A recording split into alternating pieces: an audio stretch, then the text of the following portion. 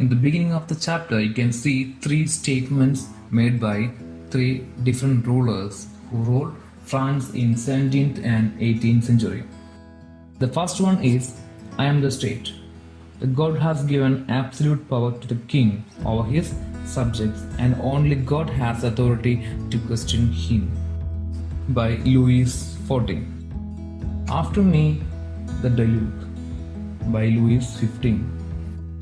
If they can't eat bread, let them eat cake.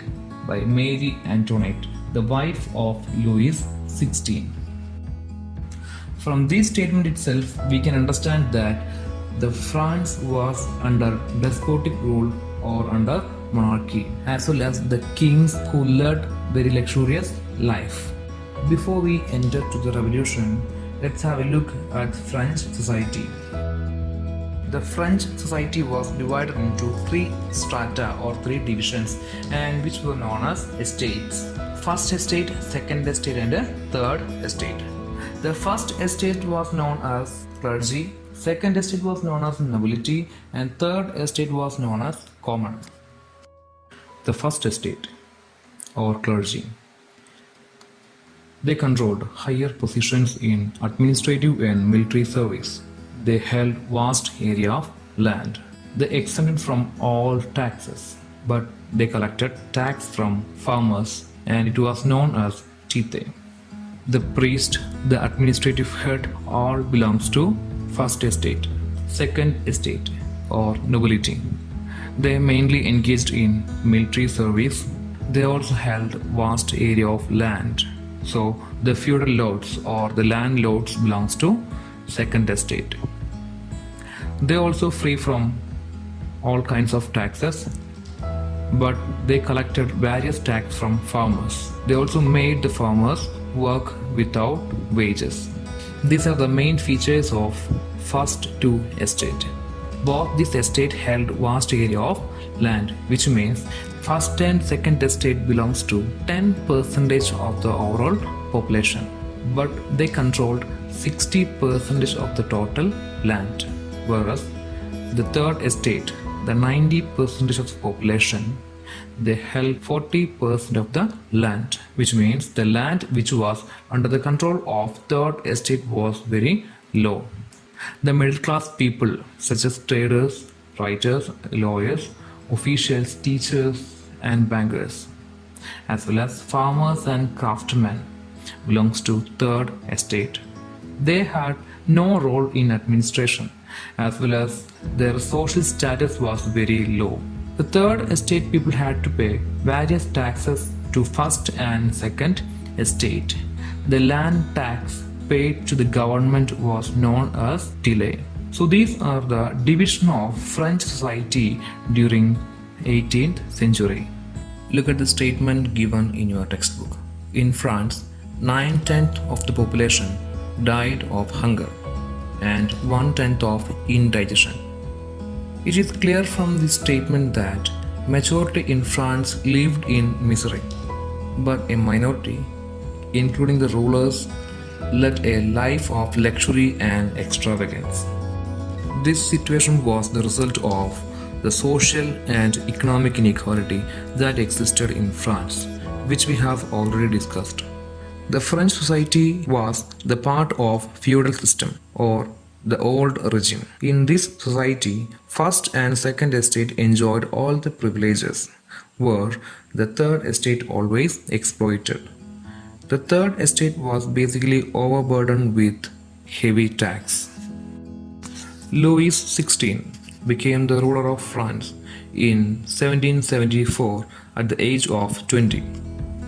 Long years of war drained the financial resources of France, so the French treasury was empty. There are many other reasons which led to the failure of economic system of France. The luxurious life and squander of Bourbon kings, clergy and lords, and the frequent war they waged, along with the frequent spell of drought and crop failure, and the financial as well as military assistance given to American colonies in the American War of Independence are also the reasons behind the economic crisis of France. By 1789, the national debt of France had increased and France was on the brink of bankruptcy. To overcome the situation, the King Louis XVI decided to impose new tax on people. The monarch in France did not have power to impose taxes according to his own wish, so he summoned a meeting of States General. The meeting of a States General took place on 5th May 1789. According to the system of France, each estate would vote as a group and had one vote. As a result, nobility and clergy always overruled the third estate. But this time, the third estate argued for individual voting system. Obviously, the demand was rejected by the first and second estates.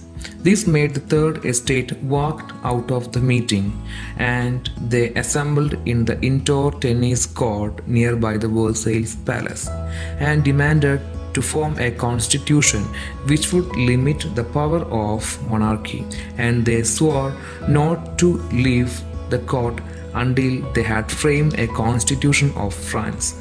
This event is known as Tennis Court Oath or Tennis Court Assembly. This is one of the most important events took place in the history of French Revolution. On 17th June 1789, they declared themselves as the National Assembly of France. On 14th July 1789, people of Paris stormed into Bastille prison, which was often seen as the symbolic to the despotic rule of king. And the revolutionaries demolished the Bastille prison, and it was considered as the commencement of French Revolution. On 12th August 1789, the National Assembly passed the Declaration of the Right of Man and of the Citizen. The agitation spread all over France with the slogan Liberty, Equality and Fraternity. While the National Assembly was quite busy in drafting their constitution, the other part of the France had gone through some turmoil situation. Due to the severe food shortage, the price of bread rose to an extent and the bakers exploited the situation. The right for food took place in villages and cities in France. In the month of October 1789, thousands of women marched from Paris to the Palace of Versailles with the slogan "Give us bread." After a series of agitation, the Third Estate passed many revolutionary resolutions and finally framed a constitution in 1791. In September 1792, the National Convention was formed according to the new constitution and proclaimed France as republic. And this revolution contributed three important messages to the world: liberty, equality, and fraternity. Before we conclude this session, we have to go through the role of French philosophers and ideologists. Various thinkers and ideologists played an important role in making the people aware of inequalities and exploitation. The philosophers like Montesquieu, Rousseau, Voltaire provided the intellectual strength to the revolutionaries. Voltaire ridiculed the exploitation of clergy, and he promoted the concept like rational thinking, ideals of equality and humanism. Rousseau spelled out the importance of freedom with his statement, "Man is born free, but everywhere he is in chains," and he declared that the people are the sovereign. Montesquieu encouraged democracy and the republic, suggested division of powers of the government into three: legislature, executive, and judiciary. There were a group of economists who advocated for the freedom of everyone to own and manage property. They are known as physiocrats, and they promoted the interest of the middle class.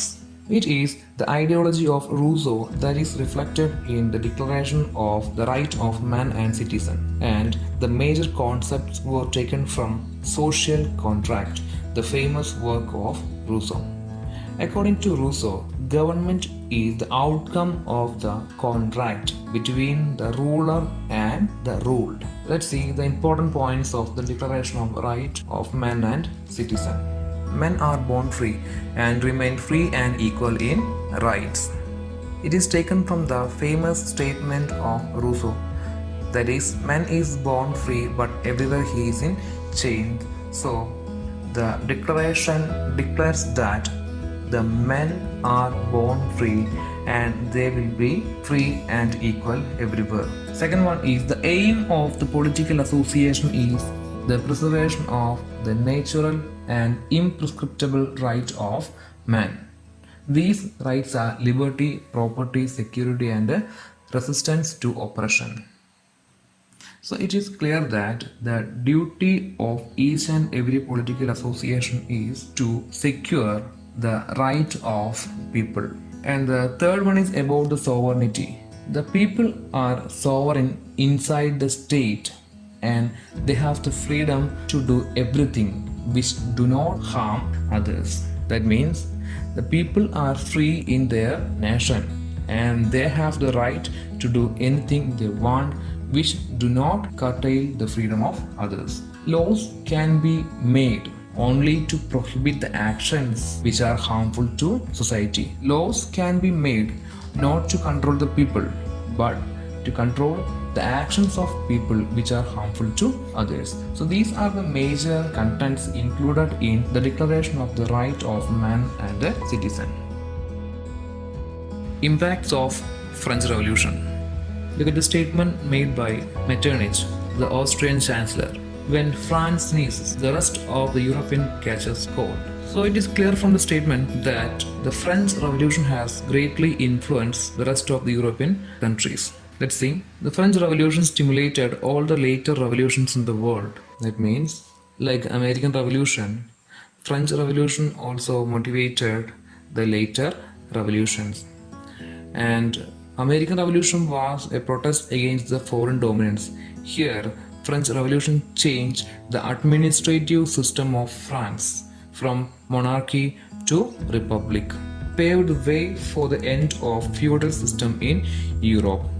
With the revolution, the feudal system came to an end and proclaimed that nation is not merely a region but the people. Under autocratic rule, the people had no role. The aim of the autocrat was to extend his territory. He didn't give any importance to their subject. But after the revolution, republic is established. So the people got importance than the region. Contributed to the concept of people's sovereignty. French Republic gave importance to people's sovereignty and the right of people.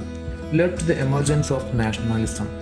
Nationalism is a feeling among the people, it's a feeling of unity. Before the revolution, there were no unity among the people because they were divided according to the privileges and birth. But after the revolution, all the people were treated equally, so the feeling of nationalism emerged among the people.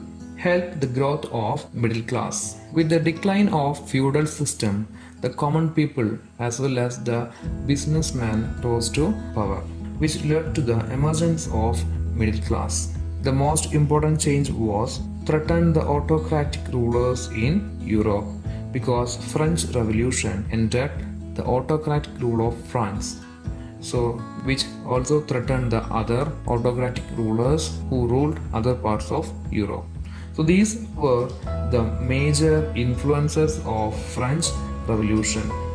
French Revolution and India. The French Revolution influenced Tipu Sultan, the ruler of Mysore, because Tipu Sultan was the ally of France. So he adopted the name Citizen Tipu and planted a tree of liberty in Srirangapatnam, the capital of Mysore. And he also took membership in the French club Jacobin. After the Republic, the National Convention of France appointed a commission that is, Committee of Public Safety. Their duty was secure France from external attack and internal rebellion. Maximilien Robespierre was the leader of that committee. September 1793 to July 1794 was known as the Reign of Terror. Robespierre followed a policy of severe control and punishment. All those whom he saw as being enemies of the Republic, like ex-nobles, clergy, members of other political parties, were arrested, imprisoned, and then tried by a revolutionary tribunal. If the court found them guilty, they were guillotined. The guillotine is a device consisting of two poles and a blade with which a person is beheaded. It was named after Dr. Guillotine, who invented it. Finally, Robespierre also killed in July 1794 due to some political reasons. Over 16,000 people killed during this time, and this period is known as the Reign of Terror. France witnessed many political reforms after 1794, and which caused several political uncertainty. There were many problems occurred in France, like high level of corruption, limitation of right of man, and internal revolt. In order to suppress the revolt and political problems, French army rose to power. This caused the rise of Napoleon Bonaparte into throne. The Napoleon Bonaparte. He seized the power in France in the year 1799.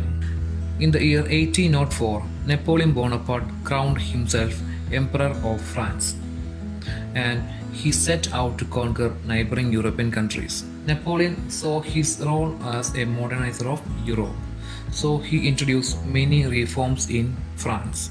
The first important reforms he made was farmers were made the owners of land. He made the farmers as the owners of land, then formed a sinking fund with the aim to avoid public debt. One of the major reasons of French Revolution was the financial crisis or the public debt of France. So, in order to avoid that, he formed a fund, that is, sinking fund, with the aim to avoid public debt. Third one, he constructed several roads for transportation. The fourth point is exercise state's control over the clergy. Being an autocratic ruler, Napoleon Bonaparte exercised his complete authority over the clergy. Established Bank of France to centralize finance. For centralizing the financial activity of the state, he formed a separate bank for the France, that is Bank of France. And he prepared a new code of law by codifying the existing laws. So, Napoleon is known as the Justinian of modern France. You might have studied about Justinian last year. So, the modern Justinian of France is Napoleon Bonaparte, because he prepared a new code of law by codifying the existing law. In France, nationalism strengthened during the reign of Napoleon. One by one, he invaded the European countries, and the Europeans were feared that the reforms of Napoleon would spread all over Europe. In order to defend the attack of Napoleon, they organized themselves under the leadership of England. Finally, Napoleon was defeated by the European alliance in the Battle of Waterloo and lost his power in 1850. With this, we conclude the French Revolution.